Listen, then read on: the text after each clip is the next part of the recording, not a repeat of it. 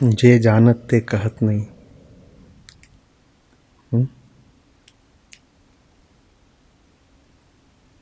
कहत ते जानत नहीं।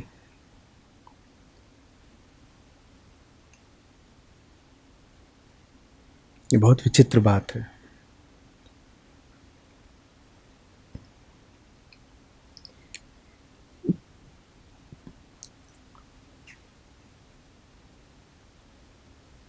श्वेताश्वतर उपनिषद, अभी जब पिछला ही सत्र था तो ऋषि यही कह रहे थे।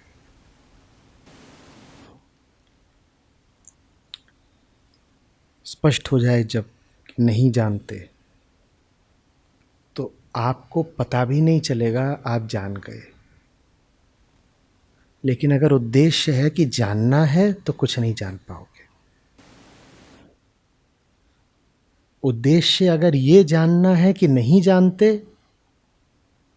तो तुम जान भी नहीं पाओगे, और कुछ धीरे से, बहुत आहिस्ता से, चुपचाप, मौन से आपको पता चल जाएगा।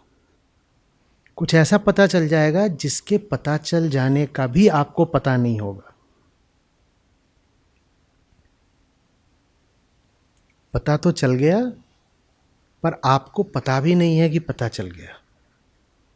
हाँ, जो पता चल गया वो अब आप में खून बनकर बहेगा तो आपके काम आने लगेगा, पर आपको पता नहीं होगा कि आपको पता है। हाँ, उसकी जब ज़रूरत होगी तो वो आपके हाथ में आ जाएगा। बहुत पहले, 8-10 साल पहले, यूं ही मन में उदाहरण आ गया था तो मैंने ऐसे दिया था कि जैसे एक ऐसी खास जेब हो जो बिल्कुल खाली रहती हो, बिल्कुल खाली रहती हो। आपका अस्तित्व तो एक बहुत खास जेब की तरह हो जाएगा जो सदा खाली रहती है। पर जब कोई वास्तविक ज़रूरत पड़ती है और आप हाथ डालते हैं तो ठीक उसमें उतना ही रहता है जितना आपको चाहिए, बस उतना ही, ठीक उतना ही जितना चाहिए। और जब तक ज़रूरत नहीं रहती उसमें कुछ नहीं रहता। मन ऐसा हो जाता है, उसमें कुछ नहीं रहता, कोई ज्ञान नहीं। कुछ पता है? बिल्कुल कुछ नहीं पता। हाँ, जिंदगी कोई जवाब मांगेगी तो जवाब आ जाएगा, कहाँ से आ गया ये हमको नहीं पता। अगर जिंदगी जवाब नहीं मांग रही थी तो क्या जवाब था आपके पास? तब नहीं था, पहले से तैयार कोई जवाब नहीं था। स्थिति कुछ आई जिसमें मेरी ओर से कोई कोई कोई प्रतिक्रिया चाहिए थी तो वो आ गई। वो स्थिति नहीं आती और कोई मुझसे पूछता कि ऐसी स्थिति में क्या करना होगा तो हम बता नहीं पाते। मेरे लिए भी बहुत मुश्किल हो जाता है जब कहीं पर किसी संस्था संगठन वगैरह में कभी बुला लेंगे और कह देते हैं कि आइए और आधे घंटे बोलिए, तो क्या बोलूं? नहीं, बोलिए।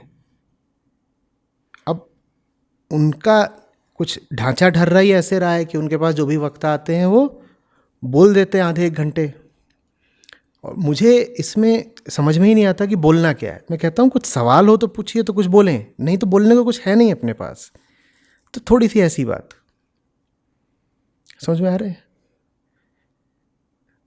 कोई आपसे कहे कि कुछ बताओ तो आप कुछ नहीं बता पाएंगे, क्या बताएं?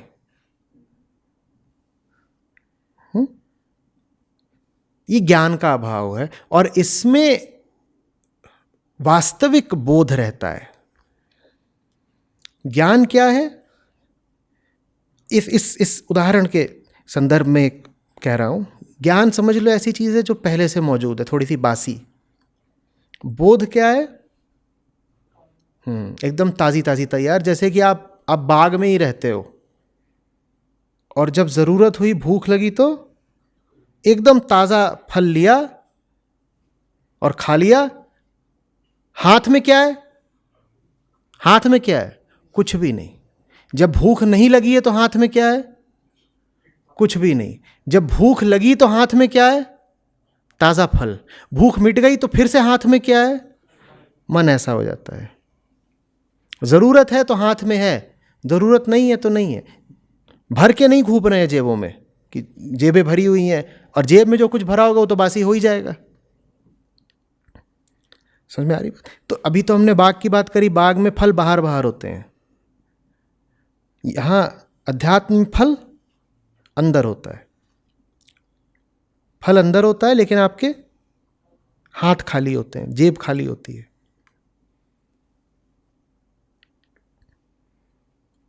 लेकिन ये सब कुछ फल के लिए मत करिएगा।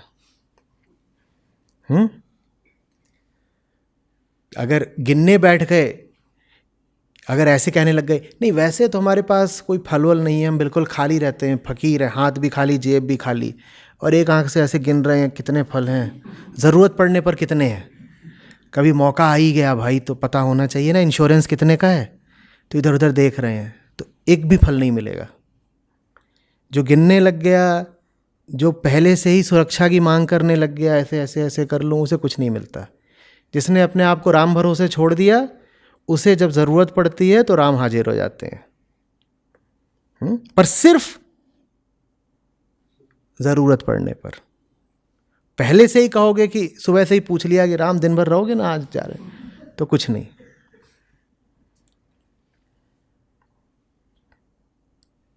इसीलिए बहुत अच्छा नाम है राम भरोसे।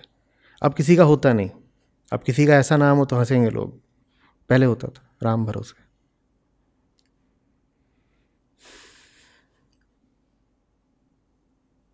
अभी आपने बताया कि ज्ञान का अभाव और वास्तविक बोध, तो क्या ज्ञान से ही बोध नहीं आता? जब हम उपनिषद की बात कर रहे हैं तो हम उपनिषद का ज्ञान ले रहे हैं, तो उससे हमें बोध नहीं आएगा? एक विशेष ज्ञान है, वो बहुत अलग ज्ञान है, उल्टा ज्ञान है।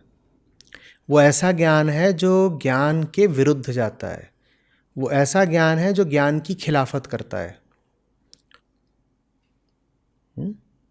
तो इसीलिए उपनिषदों का जो ज्ञान है उसकी तुलना इधर उधर के बाकी ज्ञानों से नहीं की जा सकती। बाकी ज्ञान ऐसे हैं जैसे कढ़ाई में आकर के आलू चिपक गया, कुछ और चीज़ें चिपक गई, क्या चिपक, तेल चिपक गया, आटा चिपक गया, 50 चीज़ें होती हैं ना जो बर्तन में चिपक सकती हैं, वो ज्ञान वैसा होता है। वो कढ़ाई क्या है? मन। तो वो ज्ञान आया और चिपक गया।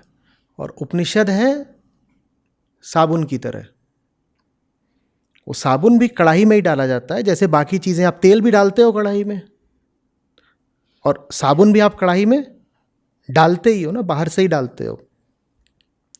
साबुन का क्या काम है? खुद तो नहीं चिपकेगा, और जो पहले से चिपका हुआ है उसको भी हटा देगा। तो इसीलिए उपनिषद कोई साधारण किताब नहीं होते हैं, वो उल्टा काम करते हैं। बाकी चीज़ें चिपकती हैं और ये चिपकी हुई चीज़ों को हटाते हैं। आसक्ति को अनासक्ति बना देते हैं, लिप्तता को निर्लिप्तता बना देते हैं।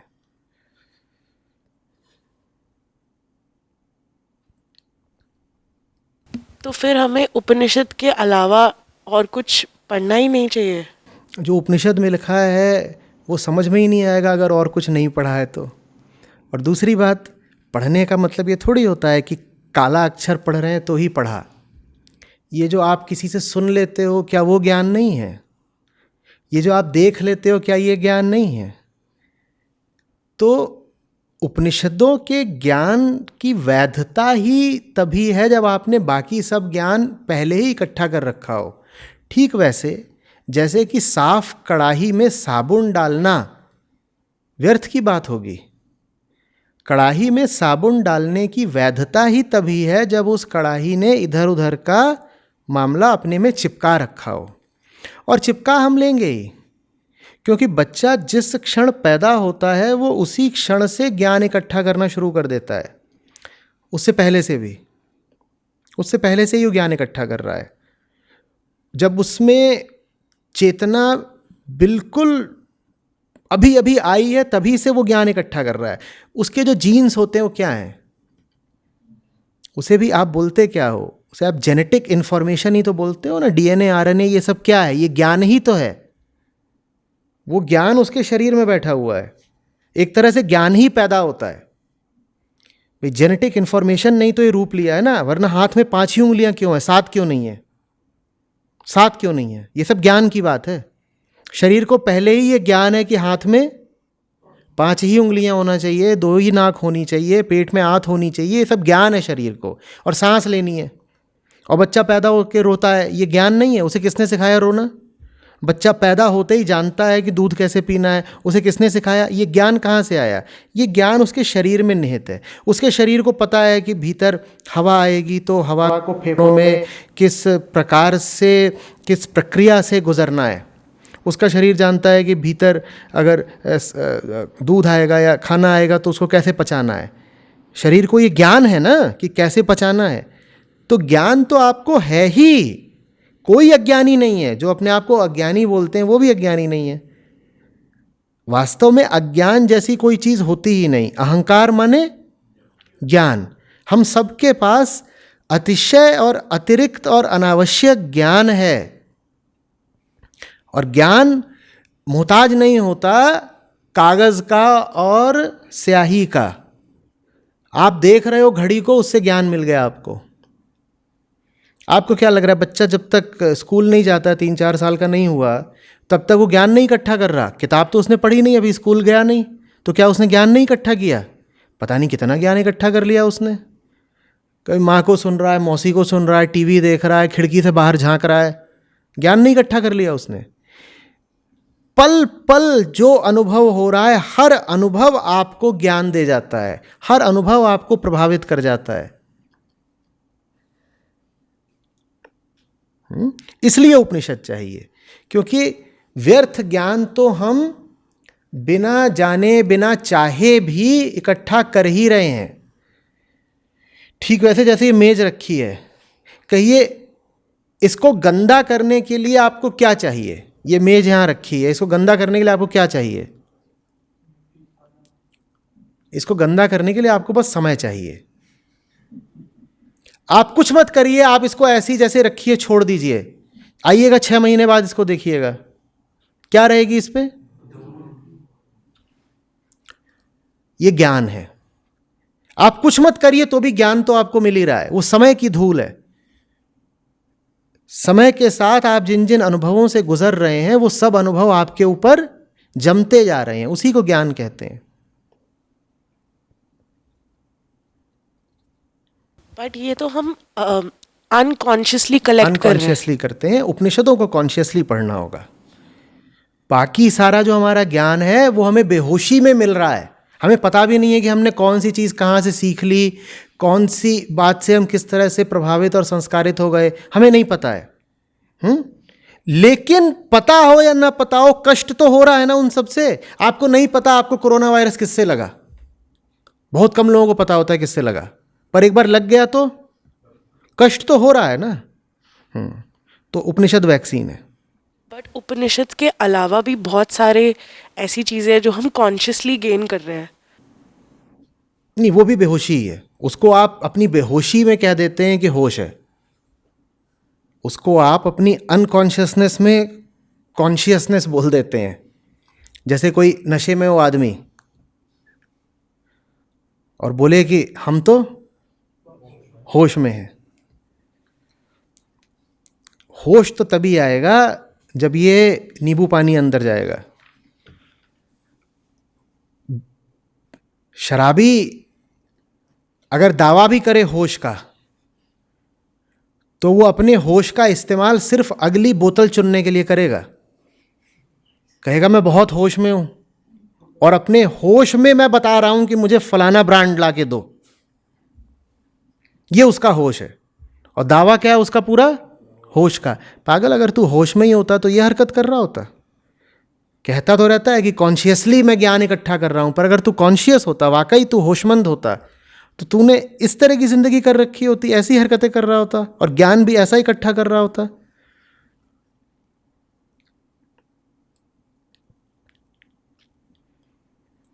तो हम चाहे इनवॉलंटरीली प्रभावित हो रहे हो किसी से, माने अनैच्छिक रूप से, और चाहे हम किसी से वॉलंटरीली माने स्वैच्छिक रूप से प्रभावित हो रहे हो, वो दोनों ही स्थितियां बेहोशी की हैं और दोनों में ज़्यादा फर्क नहीं है। बल्कि जब हम कहते हैं कि हम होश में हैं, वो ज़्यादा खतरनाक स्थिति है। आप सो रहे हैं, कोई आके आपके मुंह पे रंग मल गया, कीचड़ मल गया, ये कम खतरनाक बात है, क्योंकि आप जब नींद खुलेगी उठोगे तो धो लोगे। पर आप कह रहे हो, आपका दावा है कि आप होश में हो, होली है भाई और भांग चढ़ी हुई है, और दावा अभी भी यही है कि होश में है, और उठा करके दुनिया भर का तारकोल मुंह पे मल लिया। ये ज़्यादा खतरनाक बात है, क्योंकि अब आपने कहा है कि मैंने खुद करा है, होश में करा है, आप कभी नहीं उसको साफ करोगे। किसी और ने कर दिया होता, आप सो रहे थे, आपको पता नहीं था, तो शायद आप साफ कर भी लेते। जब अपने होश के साथ नाम जोड़ दिया आपने इस कीचड़ का, तो अब आप इसको कभी नहीं साफ करोगे।